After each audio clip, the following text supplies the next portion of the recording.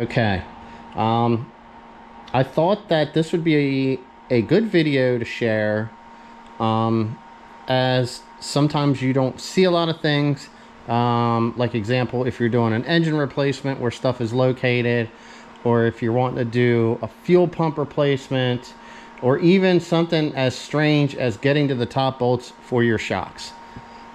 This is kind of just a overall view. I'm going to point out some things and mention some things. I've pulled a couple of these apart already at this point. And I just got the cab off of this one yesterday. So there's just a couple things, like I said, I'm just going to try to mention here. So, I mean, like, for example, if you're doing exhaust manifolds, you can see that this is in the way. It's just nice to get down in here and actually see where this stuff is in relation to that. This one is a 2017. You have an evap line here and a fuel line that run down across. They tap in on your rail here. This line here was damaged. I'm not sure why, but I did disconnect that. I'm in the process of getting everything separated right now, okay? I'll be pulling the exhaust off and getting it out of the way, but there's your front drive shaft. This one did have the starter replaced.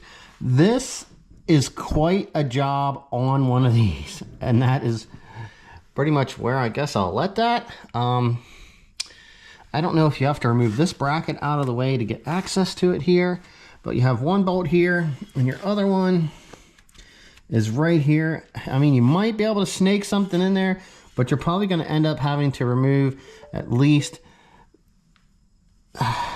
this bolt, one down there, and this bracket that runs across as a support to hold the front diff, as it is all tied into the motor mount to be able to get access to your starter. The manifolds are not that bad. The driver's side is a little bit of a pain, mostly because of this and the AC lines here that are in the way. The passenger side, mostly all the time, this stuff is up like that, and you can get right in here at your passenger side exhaust manifold. Okay. In the rear of the engine, I mean, if you're looking to do an engine replacement, you're going to be undoing all this harness and lifting it up to the sides, and then you'll have your placement for your bolts all the way across. These little brackets here, some of them are in the way. These trans lines, here's cooler lines, and then the trans fluid lines that run up through to the trans cooler. Trans cooler. We have that U'd out because it was damaged, so we could drive and move this thing and make sure everything was good. The coolant lines for the transmission, they run up across the bottom of the blocks. All that stuff will need unbolted. The way these motor mounts are set up, there's two bolts. One on the top is slot. I think maybe they're both slotted. The one in the top and the bottom, I usually pull one and then let the other nut before I lift them. What else? Let's run back here. Now, for example, this was a quad cab short bed, so you run into problems with that because this is the back mount and the bed ends right about here. So pulling the bed off to do a fuel tank replacement, not really doable.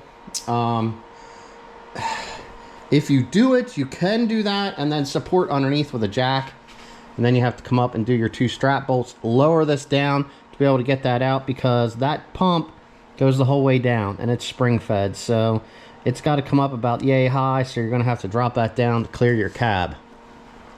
Not something that's great, but the quad cabs, that's really easy to do. Obviously, these mounts are forward, your bed comes up to here, you can get good access to that. All right, this is a look here as far as your exhaust is set up.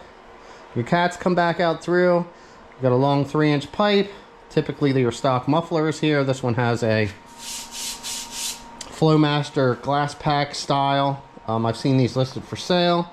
They come out and then they split into two. This one was all welded together. I'll probably cut here in front, so if someone decides they could use a band clamp there, I'll keep the whole rear section in one piece. I mean, depending on how you want to do it, dropping down the rear differential on this is not that complicated, where you could slide the exhaust up over and not have to undo anything. That is always an option, all right? Now, your upper shock bolts. I have no idea why they did this. They tuck this nut back in here. Guys will take a wrench and they'll bend it so they can lay it in here like this. This should have had either a stop nut on here or something different, because this turns into a really bad situation when you're trying to change the rear strut or shocks on this truck. Design, like I said, it's just one of those things that was a poor design. Now, the way these are bent, you can kind of see a little bit down through here, but these brackets here, they will hold dirt and then cause rust in there. Your fuel tank straps, it's a little hard to see here now, but it's basically the same issue down through here. This frame plate looks very similar to this side, and you can even see like this one here.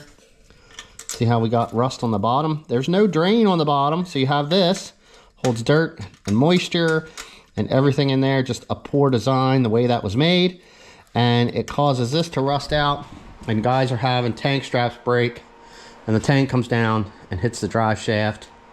You end up damaging the tank.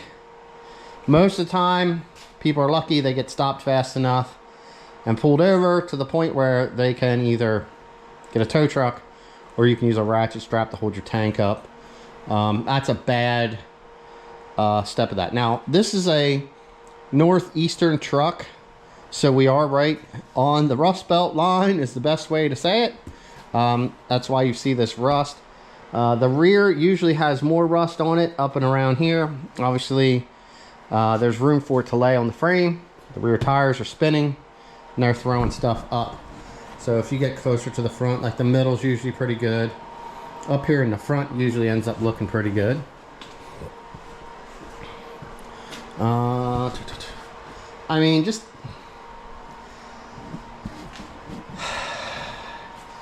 I have the harness here halfway pulled off. Like I said, I'm starting to pull stuff apart.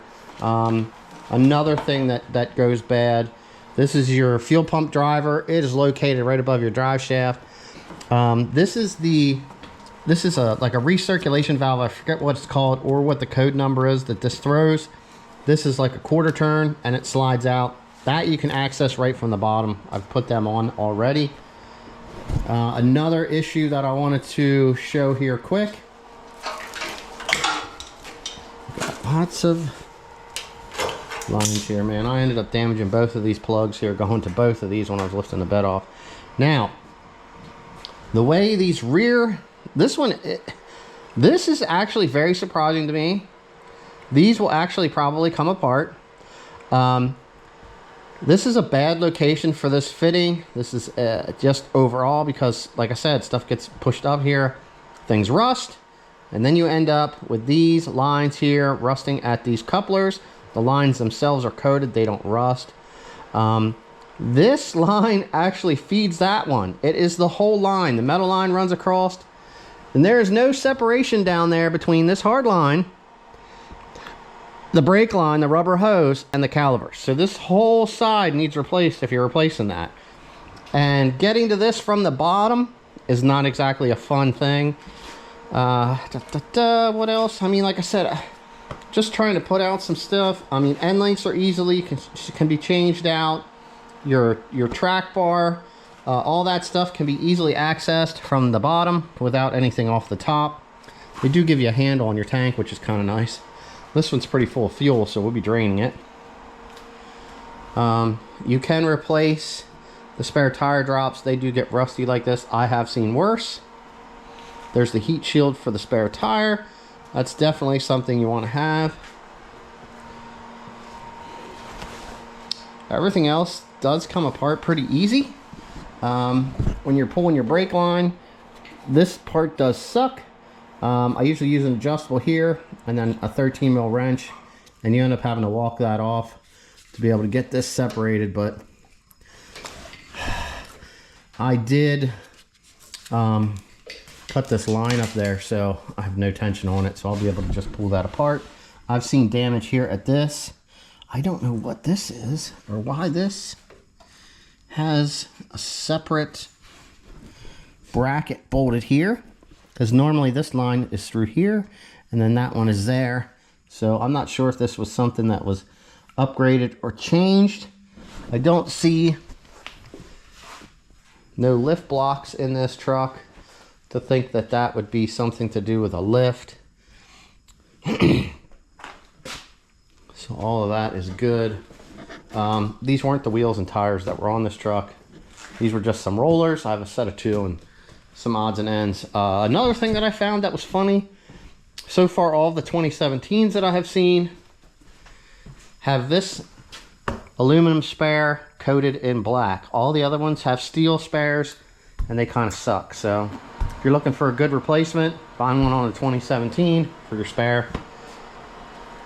The racks, I mean, it's kind of self-explanatory. There is a couple places where you can separate it down here and here. You can reach down in by removing some stuff.